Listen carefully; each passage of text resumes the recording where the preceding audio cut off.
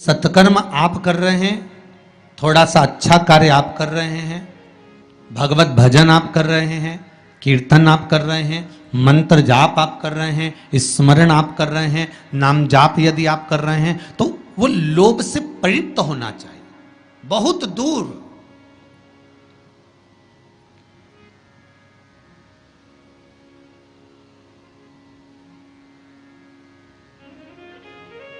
आपके भीतर वो उपजे ना।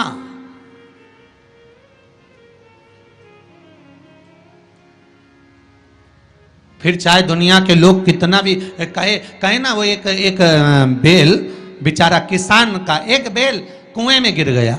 अब कुएं में गिर गया तो किसान का बेल जब कुएं में गिरा तो ये देखा कि कुएं में से बेल को निकालना है। खूब मेहनत करी किसान ने बेल को निकालने की, पर वो बेल निकल नहीं रहा था। बहुत बहुत बहुत बहुत मेहनत करने के बाद भी वो बेल नहीं निकला। बहुत अथक प्रयास करा गया पर बेल नहीं निकला।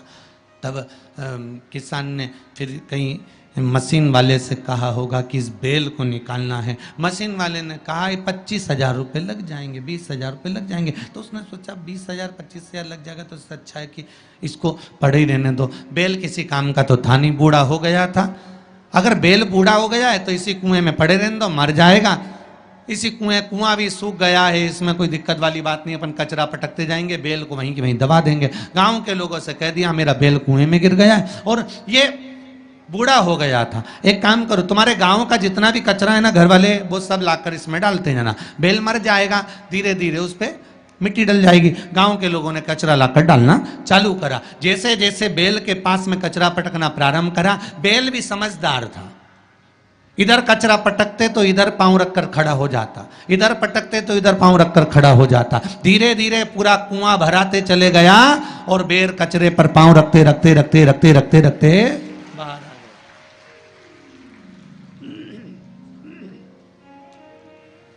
बेल कचरे पर पांव रखते रखते रखते रखते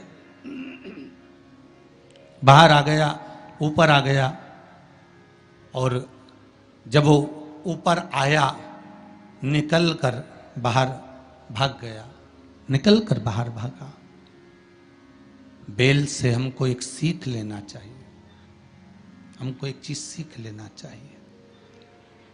बुराई करने वाले कितनी भी बुराई करेंगे, निंदा का कचरा, बुराई का कचरा कितना भी पटकेंगे, हमको केवल उस पर पांव रखकर निकल कर बाहर की ओर चले जाना है और हमारे जीवन को सार्थक बना लेना है। करे करे तो करे।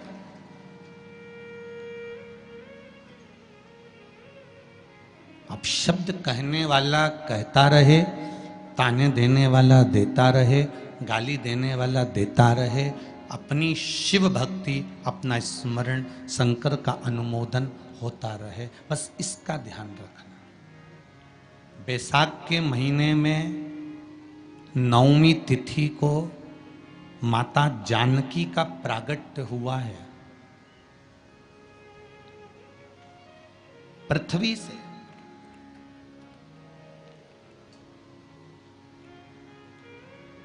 कभी एक विचार करिएगा कि नरसिंह अवतार बैसाख के महीने में हुआ, कुर्मा अवतार बैसाख के महीने में हुआ, हयग्रीव अवतार बैसाख के महीने में हुआ, परशुराम अवतार बैसाख के महीने में हुआ, माता जानकी का अवतार बैसाख के महीने में हुआ। आखिर बैसाख के महीने में, माधव महीने में इतनी महत्वता क्यों?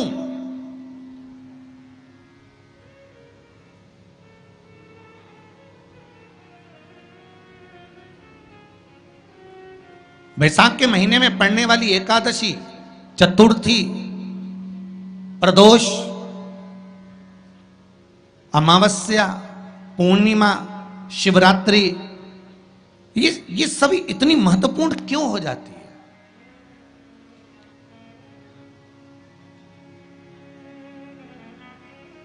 इसकी महत्वता इतनी प्रबल क्यों हो जाती है? किस लिए?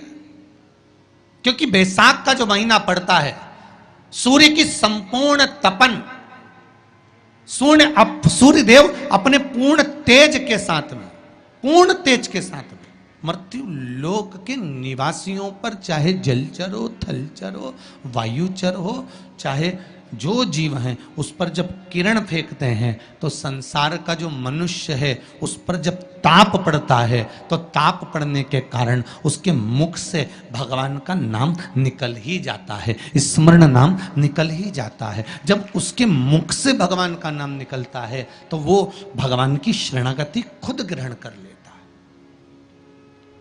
स्वयं।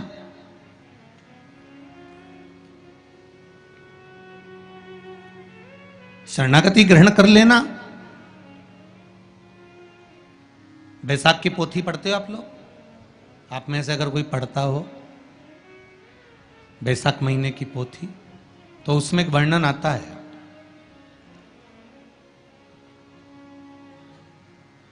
गीता प्रेस गोरखपुर के कल्याण अंक में भी आप ये पावन बैसाख चरित्र श्रवण कर सकते हैं।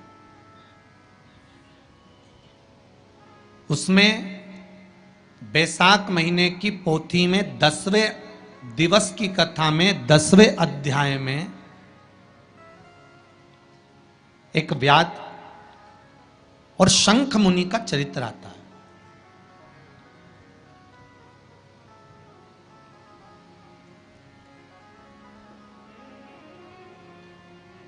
शंख मुनि एक बार निकलकर भगवान शंकर के मंदिर में जल समर्पित करने के लिए जा रहे थे और शिव मंदिर की ओर जाते जाते जाते जाते जाते जाते बीच मार्ग में चलते चलते चलते चलते और वो शंख मुनि जब शिव के मंदिर में पहुंचे, शंकर भगवान के मंदिर में जाकर उन्हें दर्शन किया,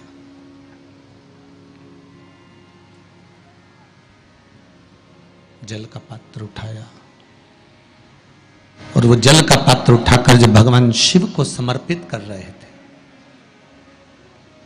तो उसी समय जल का पात्र उठाकर जब शंकर भगवान को समर्पित करा गया और शंख मुनि निकलकर जब बाहर आ रहे थे, आते आते शंख मुनि के मन में एक भाव उत्पन्न हो गया कि जब हम भगवान शिव को कुछ वस्तु समर्पित करते हैं तो उसका फल, उसका पुण्य फल हमें कितने समय में प्राप्त होता है। ये शंख मुनि के मन में एक विचार जागृत हो गया, शंख मुनि के मन में एक भाव जागृत हो गया।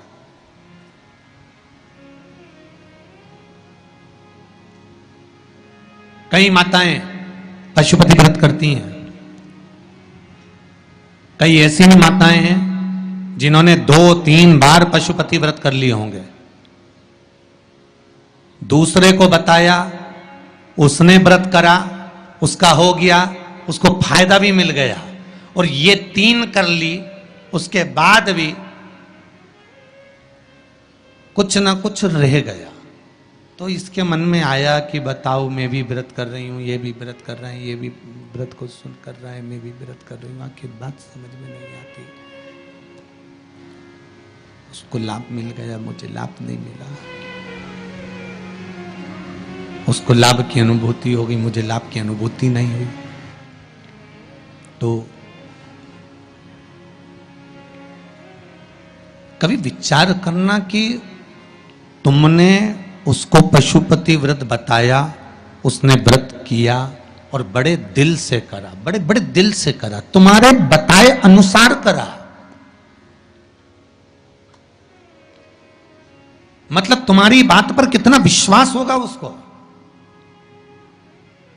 तुम्हारी बात पर कितना भरोसा होगा उसको, और तुम्हारे बताए अनुसार उसने पशुपति व्रत कर लिया और उसका काम हो गया, और तुम 2 बार 3 बार 4 बार 5 बार कर चुकी तो भी नहीं हुआ। उसका कारण क्या हो सकता है?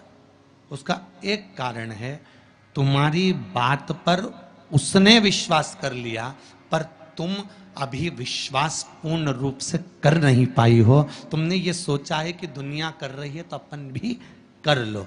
एक बार महाराज ने बोला है कर लो, देखा जाएगा, पर तुम्हारे बात में वो जागृतता, तुम्हारे पास में वो बल, तुम्हारे पास में वो जागृतता, तुम्हारे पास में वो बल, तुम्हारे पास में वो विवेक, तुम्हारे पास में वो बल प्राप्त नहीं हुआ,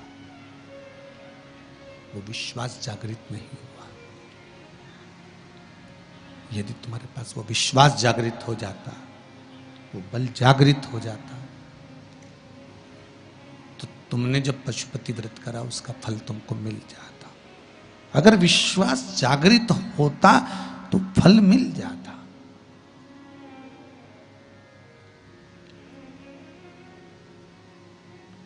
विश्वास जागृत होने पर फल की अनुभूति है।